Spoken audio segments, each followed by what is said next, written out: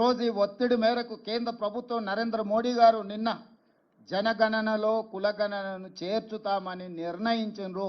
ఈ నిర్ణయాన్ని స్వాగతిస్తున్నాము. ఇక్కడ రాజకీయాలకు తావు లేకుండా కేంద్ర ప్రభుత్వాన్ని అభినందిస్తున్నాము.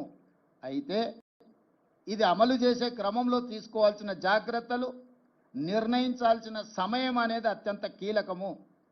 ఈరోజు ప్రధానమంత్రి గారిని నేను అడుగుతున్నా, మీరు ఎప్పుడు మొదలు పెడుతున్నారు, ఎప్పటిలోగా జనగణన కులగణన చేర్చి పూర్తి చేస్తారో మీరు తేదీలను నిర్ణయించండి.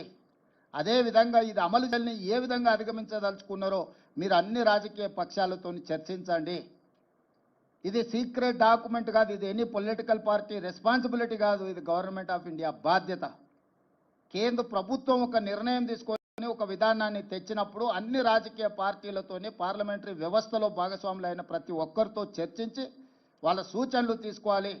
అందుకే నరేంద్ర మోడీ గారికి సూచన చేస్తున్న గ్రూప్ ఆఫ్ మినిస్టర్స్తో ఒక కమిటీ వేయండి, ఆఫీసర్లతో కూడుకున్న ఇంకొక ఎక్స్పర్ట్స్ కమిటీని వేయండి. గ్రూప్ ఆఫ్ మినిస్టర్స్ రాజకీయ పార్టీలతోని, అదేవిధంగా స్టేక్ హోల్డర్స్తోని, అదేవిధంగా సివిల్ సొసైటీస్తోని చర్చించమనుండ్రి.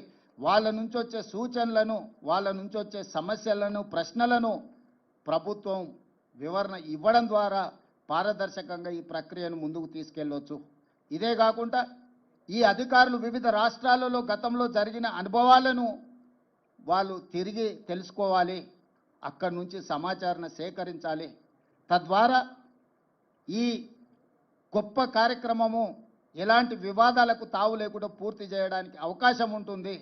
కాబట్టి మీరు అధికారులతో కూడా కమిటీని నిర్ణయించి ఇప్పుడు మీరు చేపట్టబోయే జనగణనలో కులగణన విధి విధానాలు ఏందో నిర్ణయించి